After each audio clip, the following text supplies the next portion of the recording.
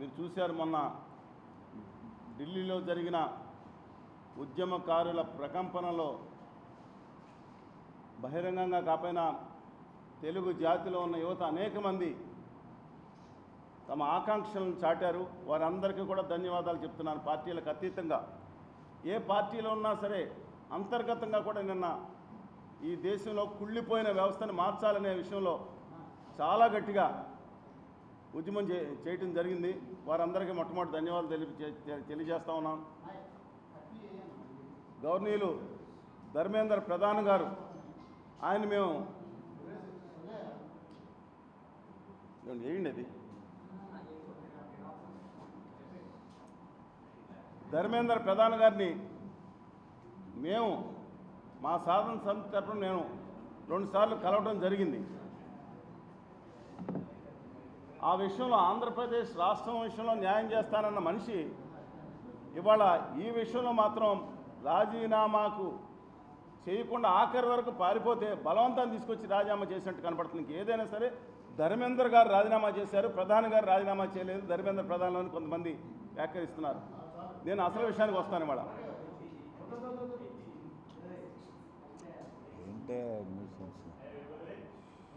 ఏమండి మీరు అది ఆఫ్ చేసేయండి ఫస్ట్ ప్లీజ్.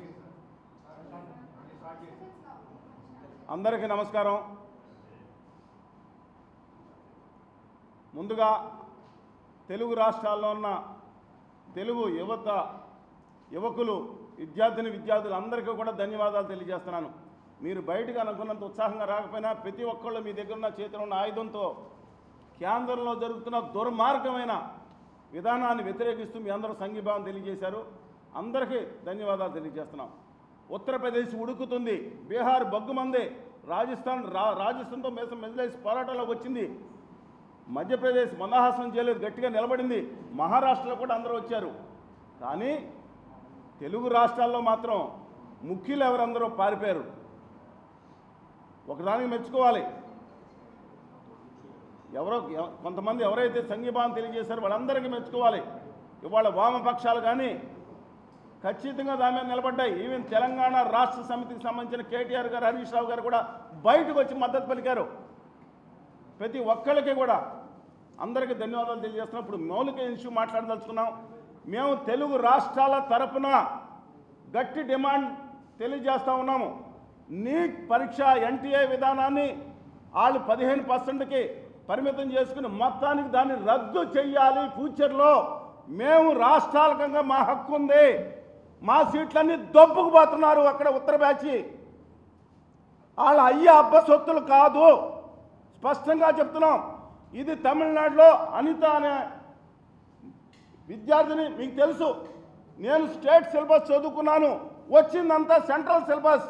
నేను టాప్ ర్యాంకర్ని, స్టేట్లోనే అన్నింటిలో టాప్ ర్యాంకర్గా వచ్చాను.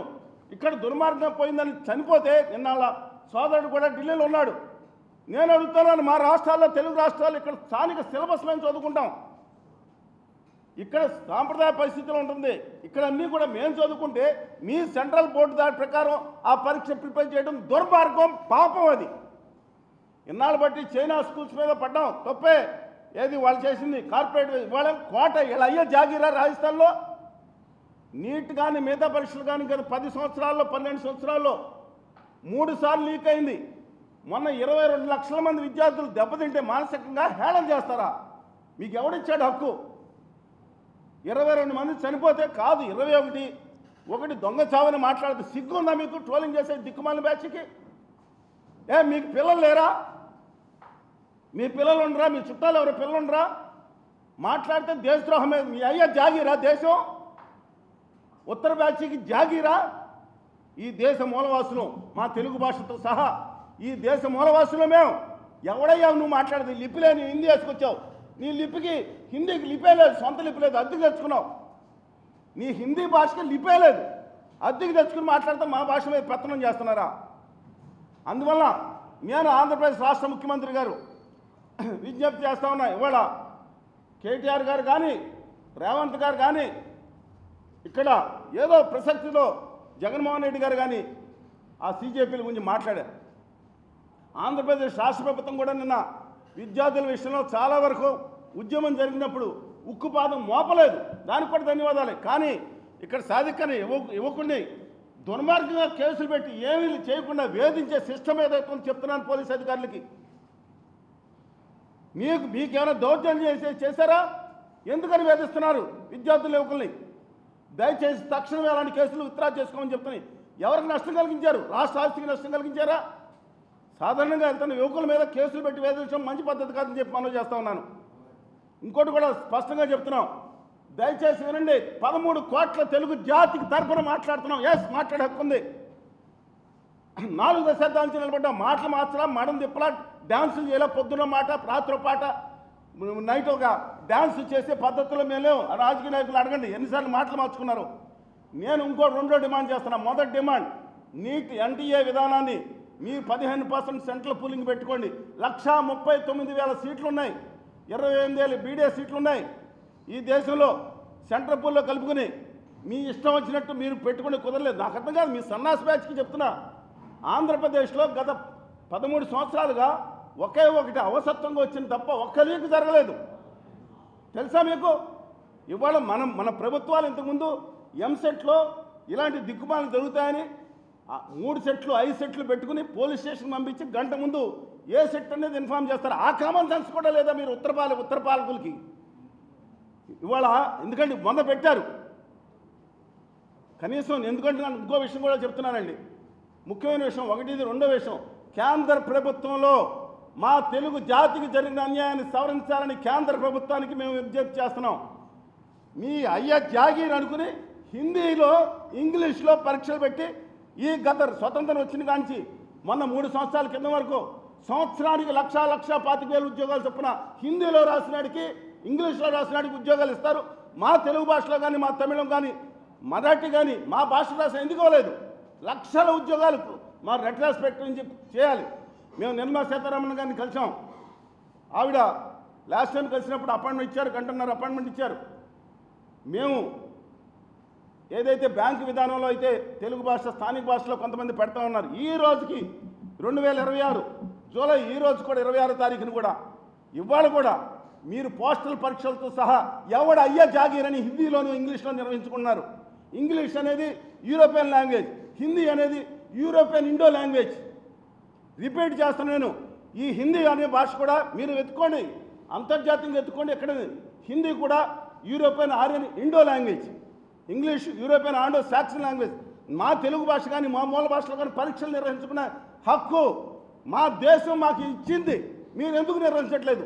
70 లక్షల ఉద్యోగాలు కోల్పోయారు మన బిడ్డలో. గత సంవత్సరం నేను మాట్లాడింది మౌలిక అంశం. తెలుగు రాష్ట్రాలు చెప్పి దయచేసి గౌరవ ముఖ్యమంత్రిగా ఉన్న చంద్రబాబు నాయుడు గారు కానీ, ప్రతిపక్ష నేత జగన్మోహన్ రెడ్డి కానీ, రేవంత్ రెడ్డి గారు కానీ, హరీష్ రావు గారు, కేటీఆర్ గారు కానీ, ప్రవీణ్ గారు కానీ, మిగతా వామపక్షాలు కూడా దీంట్లో ఎలాంటి విభేదం లేదనుకుంటాను. మా తెలుగు భాషలో కానీ ఎందుకు పరీక్షలు పెట్టలేదు? రెట్రాస్పెక్ట్ నుంచి ఆ ఉద్యోగాలు 1,00,000 మాకు భర్తీ చేయండి. మా విద్యార్థులు వాళ్ళు ఉద్యోగాలు లేకుండా ఉన్నారు, యువత ఉన్నారు. 2వ పాయింట్ స్పష్టం చేస్తారు. 3వ పాయింట్ అంతిమంగా ఒకటి చెప్తున్నాను. ఏమిటండి, ఎవరన్నా ఉద్యమం గురించి మాట్లాడితే దేశద్రోహుల? మీ అబ్బ జాగీరా దేశం? ఈ దేశం 145 కోట్ల మంది ప్రజలందరితో కూడా ఈ దేశం. ఎవరు దేశభక్తులు?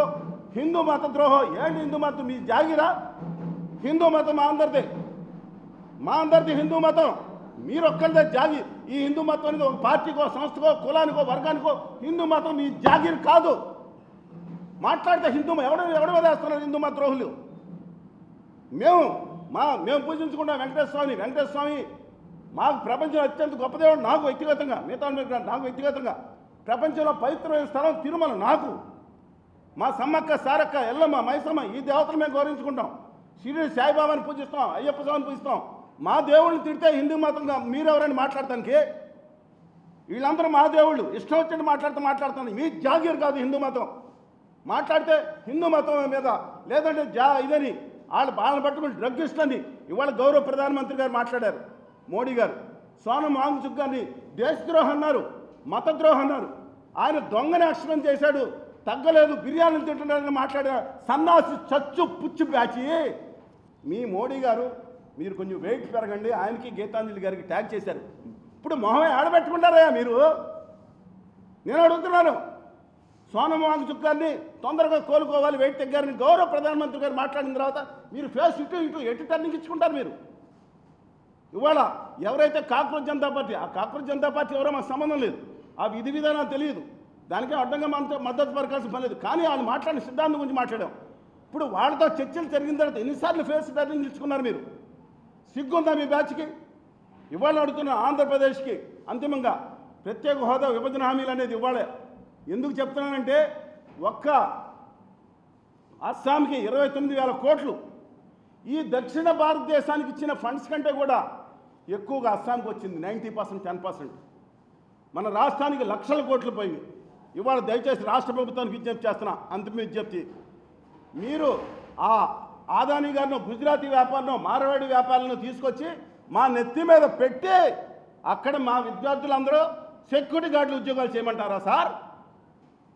మా యువత మీరు హక్కు, మా హక్కు మీ ఎవరి కాదు, మా జన్మ హక్కు.